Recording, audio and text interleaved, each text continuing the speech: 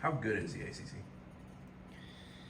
Yeah, I mean, a lot of big time players, big time teams, big time coaches in this conference, and obviously with the addition of three-time national champion Stanford, and SMU's having a good fall, and Cal's done a good job over the years.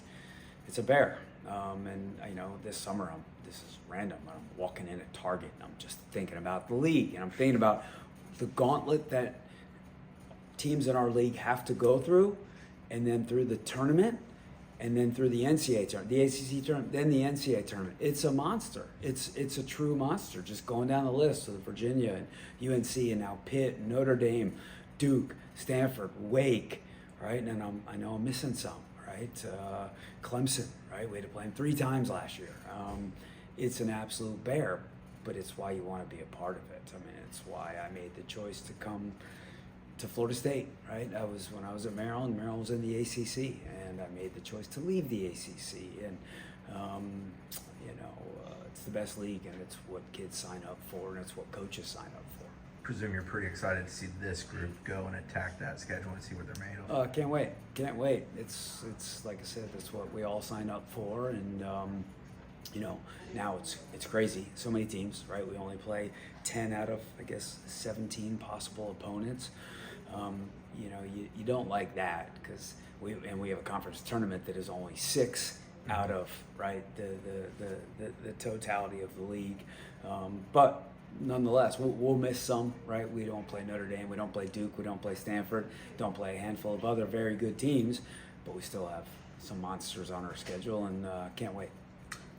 2 young ladies we just spoke to obviously are back. Soleil expected to be back, and if so, how nice will it be to have all part of 16 or 17 available? Yeah, I mean, we were beggars a couple days ago, and we were looking at 12 field players, right? Plus Lauren from track and field, cross country. So getting Mary back was nice addition, although she didn't want to come back, right? She wanted to still be at the World Cup, and same thing Lara when she got back last night. And hopefully Soleil she's making progress and day to day right now. And anytime we can get one more body, that's a big deal. And then obviously next week, now we know, is when we'll get our whole team back, and it's nice. We were literally, especially with the substitution rule in college soccer, you try to survive the first half, right? Because you come off in the first half, you can't re-enter till the second half, and with 12 field players, you're trying to survive. And now we get a little more wiggle room with being up to 14, 15, and then, man, we don't know what we're going to do with 18, 19 field players come next week against Clemson. When you have the full group, how long do you think it will take for them to sort of understand one another and be the team you expect them to ultimately be? Yeah, I think it'll probably take a little bit of time. Thankfully, the last crew, right? Suarez was here in the spring. Dudley's been here for a year. Gilly's been here for, now this is her 6th semester here. Jenna Riley's still new, so she's still going to need some settle-in time, right? But it'll take a little while. And then those 4, just because they're all in USA and they're all in Florida State, doesn't mean they're the same person, right? And some kids are going to be more physically beaten up than others. Some are going to be more emotionally exhausted than others. We're going to treat each individual as they are, and they'll be ready when they're ready, and we're not going to rush them back for sure. Yeah, Mary and Lara are back. What are some things about their game that you missed in their absence?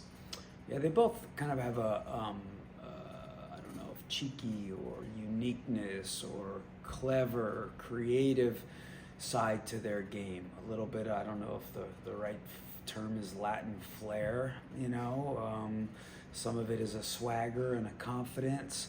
Some of it is their vision, it's their technique. It's just unique, it's different, right? They both kind of play in the attacking midfield role. I think they both can play in the front line.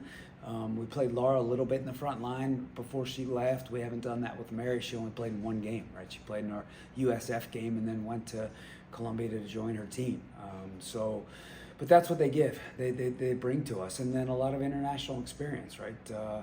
Lara has now played in 2 World Cups, U17 World Cup, U20 World Cup. Mary has, I think, 6 or 8 caps with the full Venezuelan team. So a lot of international experience, and then, like I said, a little bit of flair. Syracuse coming to town Thursday, 6-3-1. I mean, another really talented ACC team. How are you? I think they played y'all pretty tough last year, 3-2. They had a lead at some point. How are you preparing for them this coming Thursday? Yeah, I mean they were 6-1-1, and then they got smashed in the face with a tough ACC schedule, right? They had to go to Dallas, and then they had to go to Vatek, and now they're coming here, right? That's a tough start. We were at home in our beds over the weekend, so. But credit to Nikki. I mean, they had a tough year last year. A lot of injuries, really banged up. But started the season 6-1-1, and a lot of bright hopes. And SMU's a good team, and SMU scored some really good goals against them Friday. But then Thursday, and then they came back and played Vatek really, really tight. And they're a good team. They're going to be organized. They've got some attacking pieces. Like you said, they were up on us 2-1 at halftime last year. Up 1-0 2 minutes into the game. It took an amazing goal from Oni Ekajini in like the 85th minute or something like that to win the game, and their goalkeeper stood on her head last year, I think making 16, 17 saves, and she's back. We'll have to face her again this year. We don't want to do that, but we have to. So they'll be a good team. We got to be ready to play.